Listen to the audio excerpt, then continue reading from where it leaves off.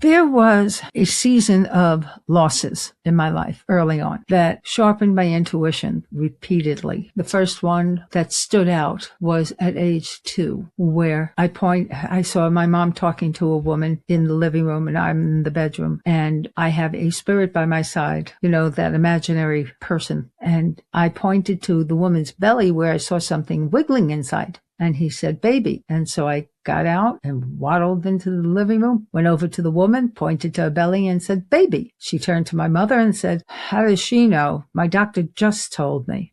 My mother turned to me and said, shut up and go to your room. So that was the first where even though I remember what my mother said, I didn't care. It was more, baby, that's a baby. Oh, he's right. He could tell me more. So, and he did. And then we moved at age 6 from one place in Brooklyn to another. And I became best friends with 3 boys, and we played stickball, and we went to school, same class, same everything. After school, we were always together. And one of them, Alan, was 12 when he stopped going to school so much. And my mother sat on the porch with me and said, Alan's had a lot of colds this year. And I said, no, he doesn't. I said, he'll be dead next summer. And she looked at me again, said, shut up. And she got up and slammed the door, went and I'm thinking, Alan died of leukemia. They were keeping it secret, his family. Out of that, though, he was 13. So when I was 10, I have fraternal twins, Harriet and Linda Moore, in Brooklyn. And when we moved at age 6, I no longer played with them, but I saw them occasionally. Linda was the outgoing one, and Harriet and I were quiet. And Linda had a gift of bringing us out of our shells. From the age of 2, and I was 3, I was a year older, Linda suddenly died at age 10. I wasn't permitted to go to her funeral. I wasn't permitted to go to Alan's. I spent a long time with inward grief over all of it. And that took precedence over my mother's shut-ups, I'll call them. That was more important. What it did was teach me, 1, live every moment like it counts, and if you make mistakes, correct them as soon as you can. Everybody makes them. I've made so many. I always tell kids, I can't count how many mistakes. As you get older, you'll make more because you do more. It's fine.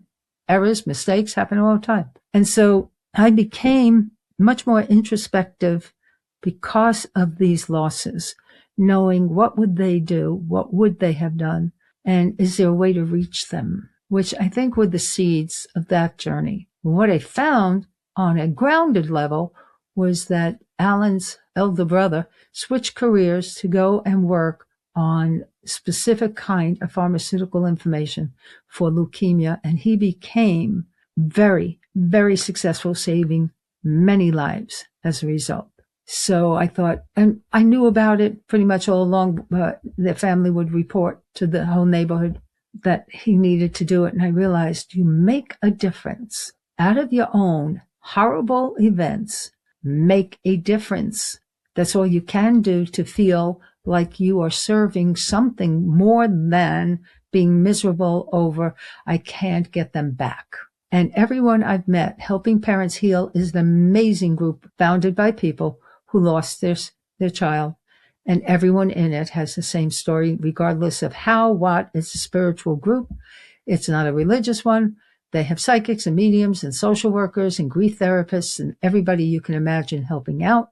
And I find that many learn how to live with this, like the founder of the Crime Victim Law Center in New Jersey. Son was murdered, saving a woman's life, 17 years old. Attorney who founded the center and now has had over 30,000 pro bono cases. Richard Pompelio, my loving friend. And I'm in his latest reference book for judges.